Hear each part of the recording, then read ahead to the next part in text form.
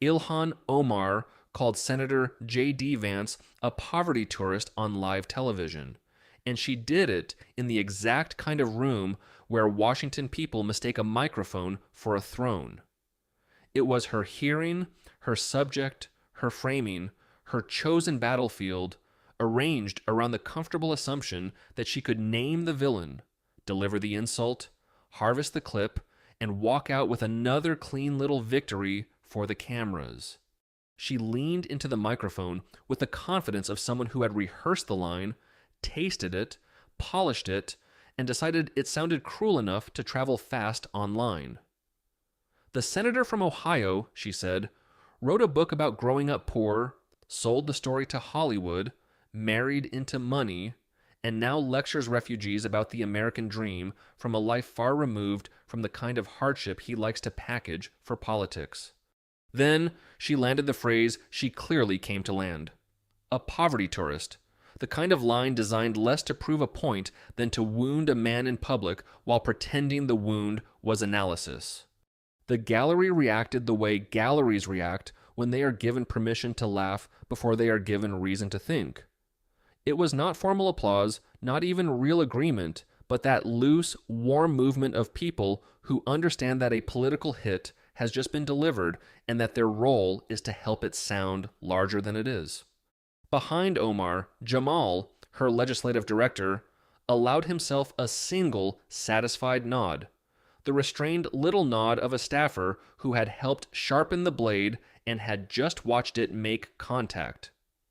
In the press section, a correspondent was already converting the moment into the only currency modern Washington fully respects, a headline shaped for speed, outrage, and shareability.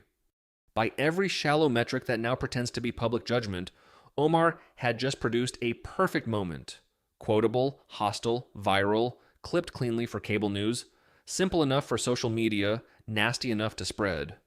But that was also the last moment she controlled anything in that room, because J.D. Vance was not looking at her with wounded pride, not reaching for the microphone in a rush to defend himself, not flinching into the kind of emotional reply she needed him to give.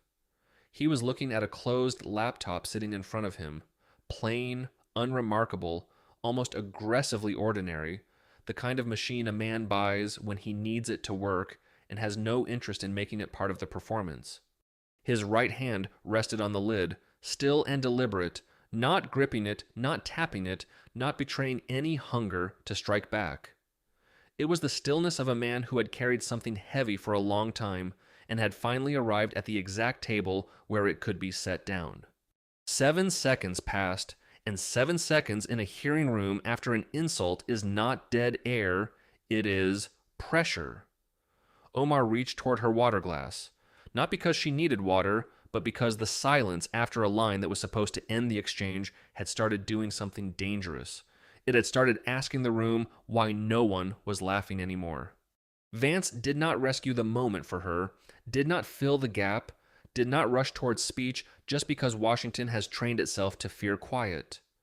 He let the silence finish on its own, the way someone raised around chaos learns that noise does not have to be answered immediately, because sometimes noise collapses when it is forced to stand alone. Then he spoke quietly, not softly, and the difference mattered. A soft voice asks permission. A quiet voice makes the room lean forward. He said the Congresswoman was right about one thing. He did grow up poor, though not refugee camp poor, and he would not pretend those experiences were identical. That single refusal to exaggerate did more damage to Omar's opening attack than a direct counterpunch would have done, because it denied her the fake equivalence she wanted to accuse him of making before he had even made it. He acknowledged the distinction, respected it, and then moved immediately to the ground she had not expected him to occupy. The arithmetic of poverty, the brutal habit of counting, because counting is what people do when there is never enough.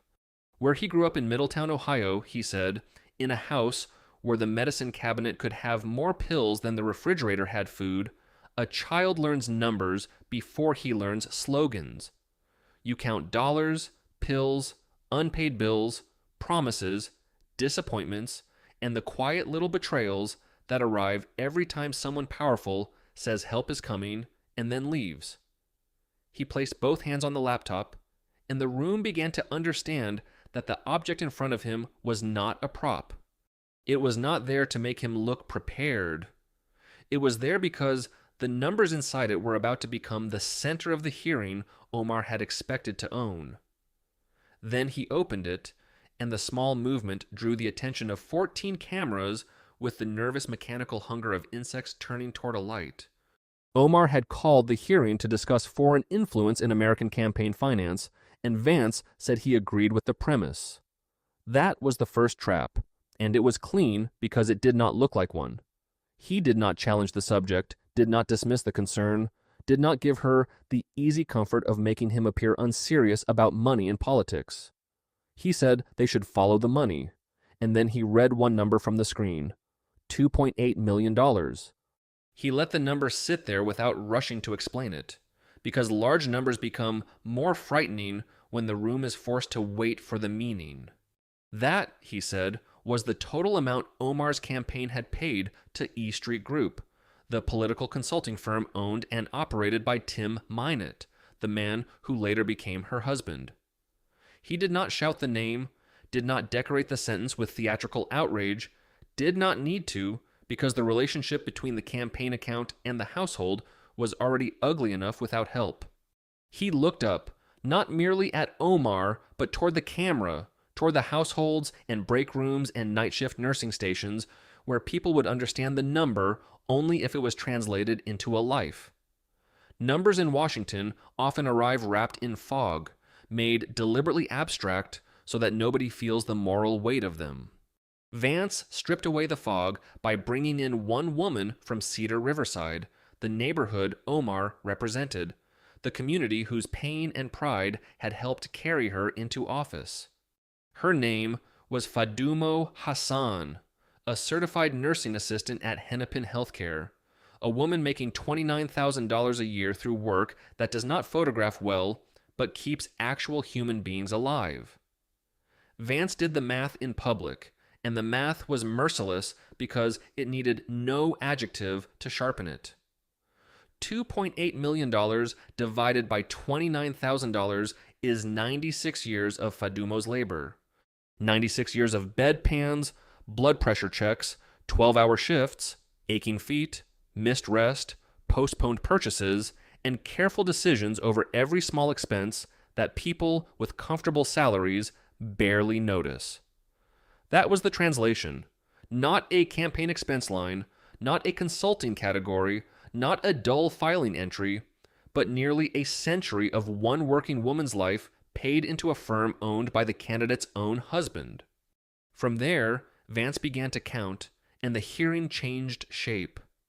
The joint subcommittee session on foreign influence in American campaign finance had been Omar's project from the beginning, pushed through the proper channels, shaped through caucus meetings, and built as a stage for the public identity she had spent years constructing.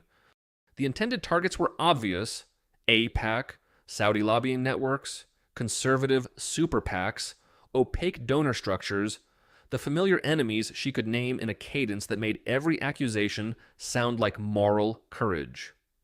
Her staff had prepared a thick dossier, printed, tabbed, and color-coded, the kind of Washington document that exists partly to inform and partly to signal seriousness to cameras that cannot read.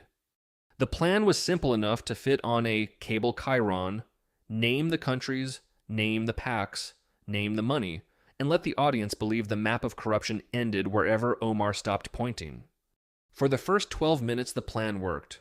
Omar delivered her opening from memory, with the controlled rhythm of a politician who knows exactly when to raise her voice and when to lower it into a register that makes people stop scrolling. She spoke about the refugee camp in Kenya, about childhood displacement, about arriving in America and learning what democracy was supposed to mean after coming from a place where foreign power could decide the fate of ordinary lives. She framed foreign influence as corruption with a passport, a phrase built to travel, and the room rewarded it because the room had been prepared to reward it. C-SPAN numbers climbed, clips moved across X, and for a brief, shining stretch, Omar appeared to be exactly where she wanted to be, centered, righteous, untouchable, and in command. Then she left the script. Jamal had reportedly warned against personal attacks, and the warning was sensible because the dossier was supposed to do the work, not her temper, not her vanity, not the little appetite for humiliation that politicians often disguise as courage. But Omar's shoulders shifted, her chin lifted, and she turned from the prepared structure toward the witness table, toward Vance, toward the insult that had been waiting behind her teeth. The poverty tourist line arrived as an improvisation with the confidence of something premeditated, and the room briefly gave her what she wanted. What no one in the press section seemed to notice was that Vance's hand moved not toward his microphone, not toward his face, but toward the handwritten note taped to the edge of his laptop, the note with Fadumo Hassan's salary on it. He touched that note once, lightly, as if reminding himself why he was there. That was the difference between the two performances now unfolding in the room. Omar had aimed at Vance's biography because biography is easy to weaponize when you believe the audience will applaud the wound. Vance ignored the wound and returned to the woman making $29,000 a year, the woman whose name would become heavier in the room than any insult Omar had prepared. He did not answer the phrase poverty tourist, did not repeat it, did not dignify it with resentment, and that refusal left the insult hanging in the air like a framed photograph nobody wanted to claim. Before talking about where the money went, he said he wanted to make sure they were looking at the same map. He turned the laptop slightly toward the chair, a gesture that looked like respect and functioned like positioning. Anyone familiar with hearings understood the move. A man who angles the screen toward the chair is not merely sharing information, he is preparing to put something into the record. He acknowledged Omar's years in Congress and named the bills connected to refugee resettlement, immigration, and foreign policy that formed part of her public case for herself. Then he asked how many became law, and when Omar began to retreat into the usual language about legislation not being the only measure of service, he cut through the mist with one word: zero. Zero is not a speech, but in that room it had more force than one. The bills had not received floor votes, one had never received a committee hearing, and the gap between the press conference and the legislative outcome opened in front of Omar like a hole in the stage. Vance did not need to say that Washington is filled with people who announce bills for cameras and then leave them to die in the machinery they claim to understand. The facts did that work for him. He connected it back to poverty, not as decoration, but as method. Where he grew up, people learned to measure promises not by the emotion of the announcement, but by what was actually carried out the door. Omar tried to interrupt the frame by accusing him of using personal trauma as a rhetorical device in a hearing about foreign money. It was a familiar move, quick and sharp, designed to make his biography seem manipulative while preserving her own biography as sacred ground. Vance answered without raising his voice, and the answer flattened the distinction she needed to survive. She had opened the hearing with her childhood in a refugee camp, he said, so he was opening his testimony with his childhood in a trailer park. If her biography was relevant, so was his, and with that, the shield she had carried into the room became a level, placing them on the same ground she had never intended to share. The room went quiet in a different way after that.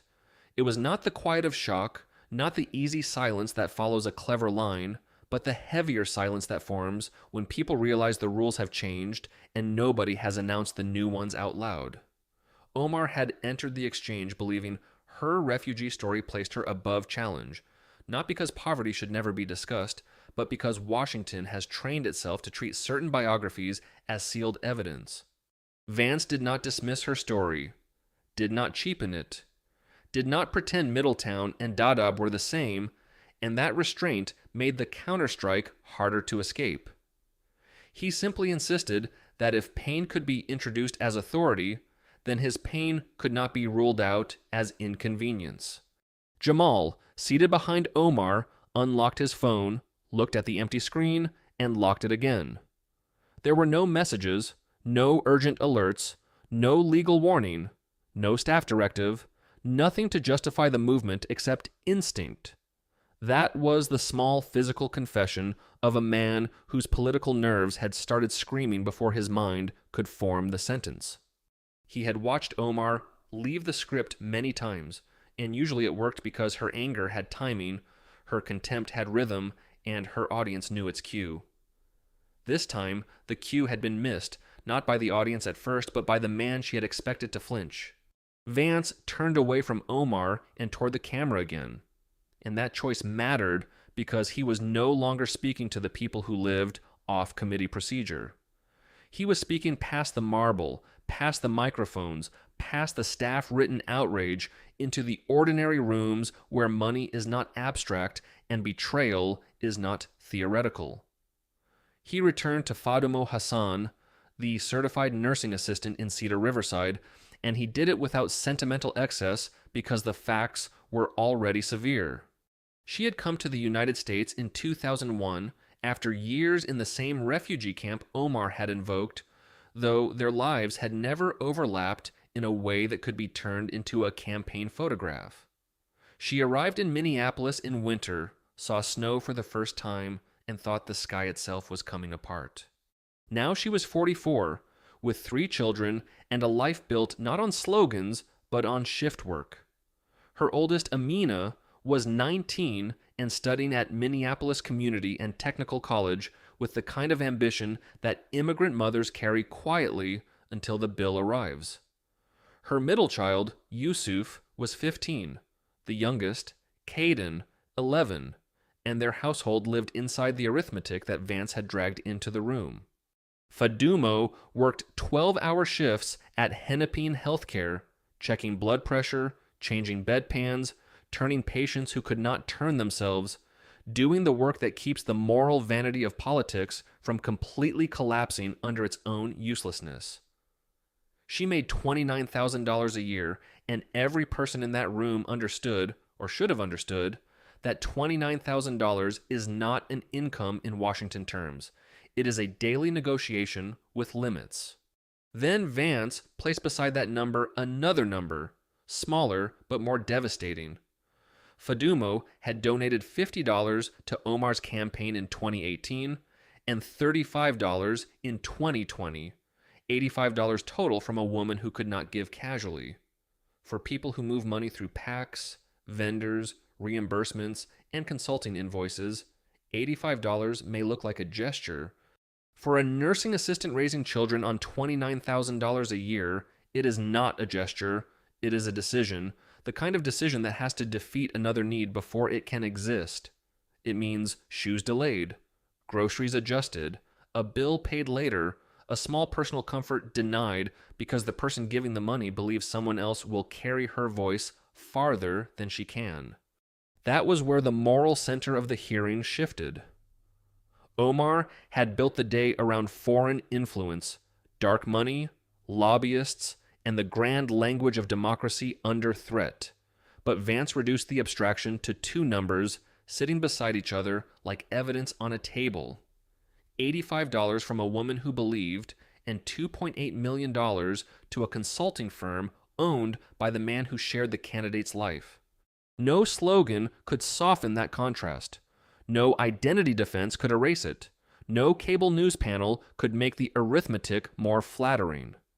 In any other context, Vance said in effect, people would know what to call that without needing a hearing, and the room understood the accusation precisely because he did not over-explain it. In the gallery, an older woman in a blue hijab closed her eyes, not because she had stopped listening, and not because the testimony had become too technical, but because some truths are easier to hear when the face refuses to perform for anyone watching. She had likely seen enough public figures use communities like hers as scenery, enough campaigns arrive with cameras and leave with email lists, enough polished language about representation to know when the word had been drained of duty. The expression on her face was not theatrical sadness. It was older, harder, less available to people who think politics begins and ends with the person at the microphone. It was the face of someone hearing, perhaps for the first time in that room, the exact weight of being turned into a backdrop by someone who claimed to be a voice. Omar's right hand rested on the table, but her index finger began to tap. It was not steady enough to look intentional and not loud enough to become a distraction, just the involuntary percussion of a nervous system starting to process danger faster than the public face could organize a response. Vance turned back to the laptop, and the warmth in his voice remained, but underneath it, a structure appeared. He was no longer simply describing Fadumo or explaining poverty through arithmetic. He was building a case in the only language that can survive after sentiment has exhausted itself. He told the room that what followed would come from FEC filings, court records, and published investigative reporting, and that he would say clearly when he moved beyond the public record. He started with E Street Group, the political consulting firm founded by Tim Mynett. Mynett had begun working as a fundraising consultant for Omar's campaign in 2018, and during that same period, according to the record Vance summarized, the professional relationship became entangled with a personal one. Mynett's then-wife filed for divorce in 2019, stating that he had told her he was leaving the marriage because of an affair with a member of Congress. Omar filed for divorce from Ahmed Hirsi in the same period, and she married Mynett in March 2020. Through all of it, before the divorces, during the divorces, after the marriage, the campaign payments to E Street Group did not vanish into caution, did not freeze under scrutiny, did not slow in embarrassment. They accelerated. Vance read the yearly figures without decoration because decoration would have made them seem less real. More than $500,000 in 2019, more than $600,000 the next year, hundreds of thousands more in the years after, all accumulating toward the $2.8 million total that now sat at the center of the room like a stain nobody could cover. The listed purposes were fundraising consulting, travel booking, and digital advertising, the familiar soft categories where money goes when politics wants invoices to sound normal. But Vance had sat on the Senate Finance Committee long enough to know what a real consulting operation usually looked like. A firm receiving that much money normally has offices, employees, clients, deliverables, infrastructure, something resembling a business beyond the good fortune of being married to the candidate paying it. E Street Group, as Vance framed it, had one employee and one meaningful client, Tim Mynett and his wife's campaign. The sentence did not need a raised voice because its ugliness was built into its proportions. A campaign funded by ordinary donors, including people like Fadumo, had poured extraordinary sums into a company standing close enough to the candidate's household to make the word consulting sound almost polite. Then, Vance moved to the complaints and penalties already in the record, including allegations about campaign funds used for personal travel and a Minnesota campaign finance penalty over misuse of campaign funds. The fine itself was small, but that was the point. In the moral economy of the case Vance was building, even the penalty seemed insultingly light compared with the tax burden of the woman whose $85 had helped feed the same machine. Omar leaned into the microphone with control, but the control had become visible, and visible control is no longer control. She attacked Vance's voting record, accusing him of opposing refugee-related legislation and of claiming concern for communities he had supposedly refused to protect in policy. It was the strongest counter she had because it was not imaginary, and Vance treated it as real. He did not pretend he had voted differently, did not deny the record, did not accuse her of lying simply because the truth was inconvenient. He said it was fair, and those two words interrupted her more effectively than outrage would have, because they denied her the pleasure of fighting a man who would not acknowledge facts. He explained that he had opposed the package because he had read the hundreds of pages and found millions allocated to consulting contracts without competitive bidding, named vendors or deliverables. He did not vote, he said in substance, for bills that spent refugee money on unnamed consultants. Then he returned immediately to Omar's campaign because her own strongest attack had delivered him back to the very subject she wanted to escape. If refugee money should not disappear into consulting fog at the federal level, then campaign money collected from refugee communities should not disappear into consulting fog at the local level either. That was the turn, clean and brutal, and it left Omar in the position of a boxer who had landed a punch only to discover she had stepped closer to the trap. Under the table, Jamal began typing to legal counsel. The message was short, almost helpless in its compression. Tax returns. 3 dots appeared, disappeared, appeared again, then disappeared for good, a tiny digital drama that said more than a staff memo ever could.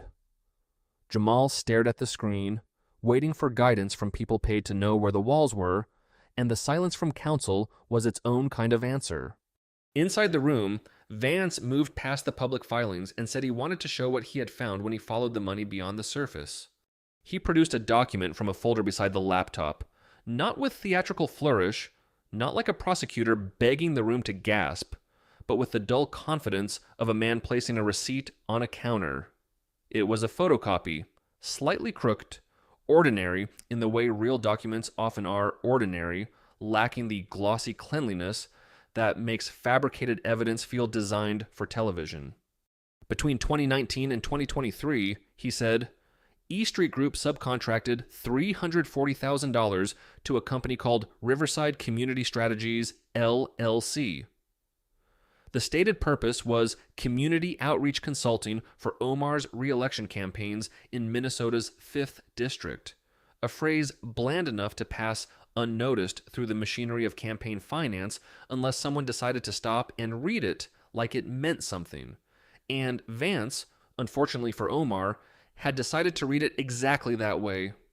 Riverside Community Strategies was registered in Wyoming, a state famous in certain circles not for community outreach in Minneapolis, but for allowing LLCs to exist behind a veil of limited disclosure. That detail mattered because it turned the phrase community outreach into something less like service and more like smoke. The registered agent was David Kohlberg, a former associate of Tim Mynett from a prior consulting firm that had dissolved in 2017, 1 year before Mynett began working for Omar's campaign. The company had no meaningful public footprint, no serious website, no listed office that looked like an operating field organization, no visible client portfolio, no public evidence of a staff knocking on doors in Cedar Riverside. $340,000 had supposedly been spent to reach a community, and the company paid to do the reaching looked, from the public record, like a name on paper and a mailbox in Cheyenne. Then Vance returned to Fadumo, because the entire point of the exercise was to drag Washington's paper language back into the lives it claimed to serve. Fadumo had lived in Cedar Riverside for more than 2 decades, and if a real outreach operation had been moving through that neighborhood with 6 figures behind it, she should have at least heard its name. Vance said he asked her whether anyone from Riverside Community Strategies had ever knocked on her door, attended a meeting at her mosque, appeared at the Brian Coyle Community Center, organized a phone bank, or handed out a flyer. She said no. He asked 17 other residents the same question: community leaders, shop owners, an imam, a high school principal, people whose lives were rooted enough in the neighborhood to know when outsiders were actually doing work there, and not one of them had heard of the company. That was the kind of fact that does not need dramatic music because it already carries its own indictment. $340,000 for community outreach, and the community had never heard the name. The phrase sat in the room with a clean, almost cruel simplicity, one of those sentences that sounds small until it begins to eat the walls around it.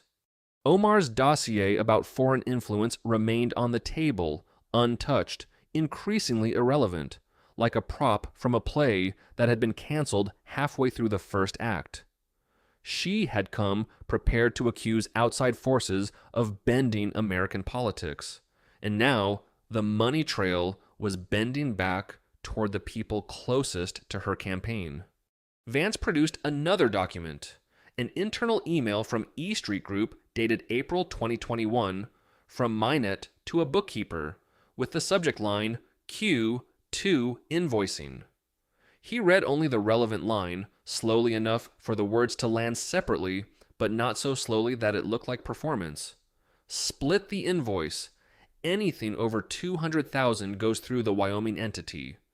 Keep the per vendor total under the threshold that triggers automatic FEC review. He put the email down and did not immediately explain it because some sentences are self-explanatory in the most damning possible way. The room did not need Vance to translate the line into moral outrage because the sentence had already translated itself into intent, concealment, and structure. Then came the travel record, and the temperature in the room changed again. This was not just campaign money moving into consulting fog. This was the familiar Washington blur between public purpose and private comfort, between donor engagement and luxury, between paperwork language and lived indulgence. Vance read from an email sent by Omar's travel scheduler to Mynett in January 2023 with instructions about moving a Turks and Caicos trip onto the campaign calendar. Mark it as a donor engagement retreat. Keep the resort name off the filing. Use the street address only. The address on the filing, Vance noted, led to Grace Bay Club, a luxury resort where the booking record showed an ocean view suite for 4 nights, 2 guests, at a price that made the word retreat sound like an insult to every donor who had ever sacrificed to give. He did the math aloud, and again the math was the weapon. 4 nights, $12,800, roughly 5 months of Fadumo Hassan's take-home pay, filed in campaign language as donor engagement and booked in reality like a couple's vacation. Omar finally moved harder into defense, her voice fast, tight, and sharpened by fear into accusation. She called the documents fabricated and described the entire presentation as a coordinated smear campaign, the predictable phrase Washington reaches for when the documents are more specific than the denial. But Vance did not argue with her adjectives. He invited her to produce the original booking confirmation, the original invoices, and the original subcontracts under oath, right there in that room at that moment. Then he waited. 12 seconds passed, and by then everyone understood that silence had become part of his testimony. Omar did not open the dossier, did not produce a counter document, did not reach into a folder, did not slide a single piece of evidence across the table to rescue the claim that everything in front of her was fake. Her hand pressed flat against the table, and her gaze fixed somewhere beyond the room, between the flags, between the country she had once described as refuge and the political machine she had learned to operate inside it. For 12 seconds, the woman who had opened with certainty gave the room nothing but pressure, stillness, and the terrible absence of paper. Jamal stopped typing. His phone went dark in his hand, and he looked at the back of Omar's head with the expression of a man watching the sky change before a storm. There are moments in politics when staffers understand before principals do, because staffers are paid to notice structural collapse while politicians are still trying to save posture. That was one of those moments. The hearing Omar had designed to expose dark money had been dragged into a narrower, uglier question. How much money had moved through her own campaign, through her husband's firm, through an obscure Wyoming entity, and into services that the supposed community beneficiaries could not even identify? Vance lowered the laptop screen but did not close it completely, a small gesture that signaled a shift from evidence to judgment. He said he wanted to talk about what it means to be a voice for the voiceless, a phrase Omar had used so often it had become part of her political furniture. Then he did something more damaging than simple attack. He granted that she may once have meant it. When she first ran, when she was a young state legislator from a community that had never seen itself reflected in Congress, when she knocked on doors and told people their stories mattered, he said he believed she probably meant every word. That acknowledgement made the accusation colder because it suggested not fraud from the beginning, but corruption through reward, through attention, through the machine teaching a politician what paid and what did not. He laid out the pattern with surgical restraint. After a major national controversy over her comments about September 11th, her campaign raised more money than it had ever raised in a single quarter. He did not claim she manufactured every controversy deliberately, because the point was more corrosive than that. The system had taught her that outrage had a conversion rate, that every national firestorm, every denunciation, every cable segment, every viral confrontation could become donations, and donations could become consulting fees, and consulting fees could move toward the same small circle. The voiceless did not get louder, he said in substance. The bank account did. That sentence did not land like a punch. It landed like a diagnosis, and those are harder to clap against because the room instinctively knows when the symptoms have already been shown. The older woman in the blue hijab opened her eyes and looked at Omar, not at Vance, and that look carried more disappointment than anger. It was the look of someone who had not needed a senator from Ohio to explain betrayal, but had perhaps needed the documents to force everyone else to stop pretending not to see it. Omar sat very still now, hands folded, the finger tapping gone. The performance narrowed to the simple labor of not reacting while the room watched her reaction anyway. Vance returned to Fadumo one final time in that section, and the room contracted around the name. Fadumo had stopped donating after 2020, and the reason was not ideological sophistication, not partisan migration, not any of the phrases consultants use when they want to avoid moral language. She had said she gave money to someone who promised to carry their voice, but she never heard her own voice. She only heard Omar's. Vance let those words remain intact, resisting the temptation to polish them into committee rhetoric because their plainness was the point. A woman who had given what she could not easily spare had described the oldest political betrayal in the simplest possible terms. Representation had become possession, and the voice supposedly carried had been replaced by the carrier's own ambition. Omar's press secretary, watching from the hallway on a phone held too far from her face, turned away from the screen as if distance could soften what was happening inside the room. Inside, Omar was no longer performing control with the ease she had brought in. She was preserving the appearance of control because the actual thing had slipped out of reach. Her dossier remained untouched, its colored tabs now looking less like preparation and more like a monument to the hearing she thought she was going to hold. Vance closed the laptop with a small click, and in the silence of that room, the sound carried with the force of a period at the end of a long indictment. He pushed the laptop aside, leaving the documents visible on the table, 6 pages arranged in order, each one another floor in the building he had constructed, while Omar kept trying to pretend there was no foundation. Then he moved to the reason he said he had accepted the invitation to the hearing in the first place. Omar had titled the event around protecting American democracy from foreign interference, and Vance said he agreed with that premise, agreed that foreign money in American elections was a serious problem, agreed that it deserved investigation. That agreement was not surrender. It was the final narrowing of the trap. He placed his hand on the stack of documents and said, in effect, that he had investigated it, only he had not stopped where Omar's talking points told him to stop. He had followed the money back through the campaign structure, back through the consulting firm, back through the LLC, back through the subcontractor fog, back toward the same uncomfortable question Omar had spent the entire hearing trying not to answer. He produced one final page and held it differently from the others. Not dramatically, not high in the air for cameras, but closer to himself, like a letter read too many times to be casual and too serious to be waved around.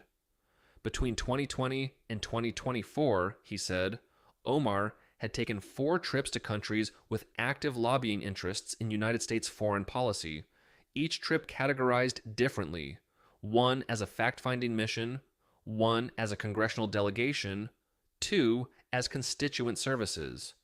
The travel expenses had moved through a combination of campaign funds, congressional allowance, and third-party organizations whose donor lists were not publicly available. He did not accuse her of espionage, did not use the language of spy novels, did not reach for melodrama when the pattern itself was already damning enough. What he accused her of was structure. Travel funded in ways the public could not fully see. Policy positions consistently aligned with foreign strategic interests, and a campaign finance path designed to make money difficult to follow once it passed through the clean front door of a campaign account.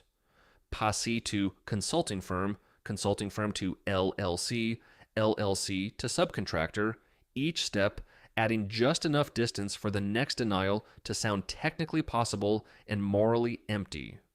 Omar had spent years telling Americans that dark money was the enemy of democracy, and Vance said he agreed. Then he delivered the sentence that locked the room.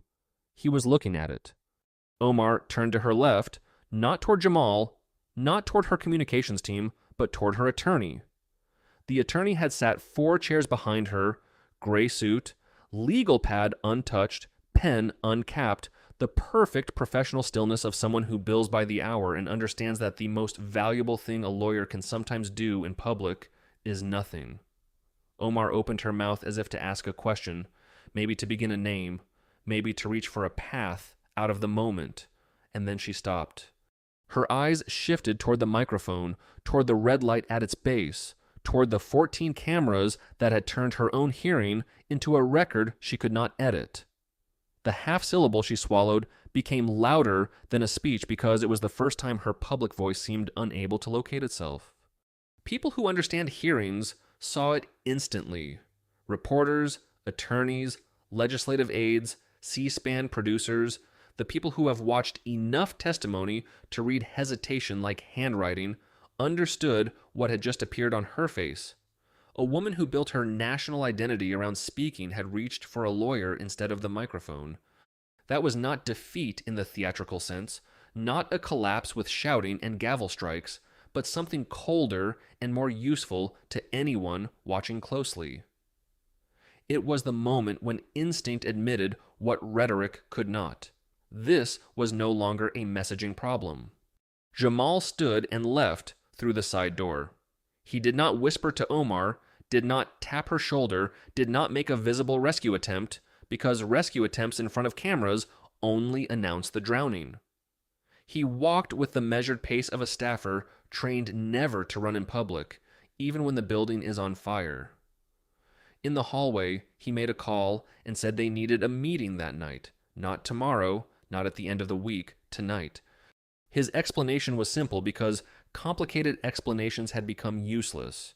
He had just watched Omar look for a lawyer on live television. Back inside, Vance rested his hand flat on the documents and nodded once to the committee chair. He said he appreciated Omar's commitment to investigating foreign influence in campaign finance and that he shared that commitment. Then he suggested, with the politeness of a man twisting the final screw by hand, that the investigation begin with the documents on his table. The chair looked at the empty space where Jamal had been sitting, then at Vance's documents, then at Omar's unused dossier. The gavel came down softly, and the hearing was adjourned, not with the satisfaction Omar had expected, but with the exhausted heaviness of a room that had witnessed a plan collapse under the weight of its own contradictions. The room emptied slowly. People did not rush out the way they do after routine procedural theater. They gathered their things carefully, as if leaving too quickly would reveal they understood the scale of what had happened.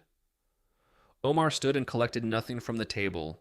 The 40-page dossier, 6 weeks of staff work, color-coded by country, and arranged for a takedown that never arrived, remained exactly where it had been placed. It sat there like evidence of a different hearing, a fantasy hearing, the one Omar had planned before Vance opened the laptop and made her answer to numbers instead of applause. Omar left through the smaller side exit with her attorney, avoiding the main doors where the press had gathered. She did not stop, did not answer questions, did not turn when a reporter called her name. Her walk remained level, disciplined, practiced, the walk of a public figure trained to move through hostile spaces without giving the cameras the satisfaction of visible injury. But the choice of door said what the face would not. She had opened the day as the architect of a confrontation and left it through a service hallway beside a lawyer. Vance stayed seated for several minutes after the room began to clear. He gathered the 6 documents, placed them in a manila envelope, wrote something on the outside that no camera caught, and slid the envelope into his bag beside the laptop. Then he took a drink of water, ordinary, unhurried, almost anticlimactic, as if he had simply completed a task that had needed doing. That ordinariness made the aftermath sharper, because the room had spent an hour watching a political career absorb damage, while the man who delivered it behaved like a person finishing paperwork. Washington loves spectacle, but sometimes the most brutal thing in the room is a man who does not need to celebrate. Within 24 hours, the Office of Congressional Ethics announced a preliminary review of campaign disbursements to E Street Group, with attention on the relationship to Riverside Community Strategies. A preliminary review is not a conviction, not even a formal investigation, but in Washington, it is the institutional way of saying the smoke has become too thick to ignore. The Federal Election Commission issued a records request covering subcontracts, vendor agreements, and invoicing records connected to payments over $10,000. Tim Mynett retained legal counsel the same day and did not issue a statement, did not post a defense, did not appear beside Omar at a scheduled Brooklyn fundraiser 3 days later. The fundraiser went forward. Omar attended alone, and in donor politics, absence is not silence. It is a headline without ink. Omar's office released a 3-sentence statement calling the hearing a racist, Islamophobic attack designed to silence a black Muslim woman fighting for the voiceless. It did not address the E Street Group payments, did not address Riverside Community Strategies, did not address the travel filing, did not produce original invoices, booking records, or subcontracts. It named no specific claim from Vance's testimony and disproved none. It was a defense made entirely of identity and entirely without arithmetic. Reporters noticed because even friendly reporters can count when the missing answer is the story. Within 2 weeks, polling in Minnesota's 5th district showed a steep drop in Omar's approval among Somali American voters.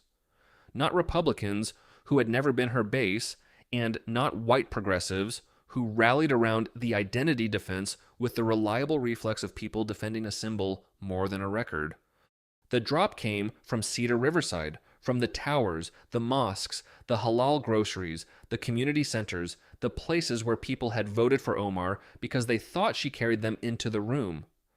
That kind of loss is not merely a scandal, it is a fracture in the foundation.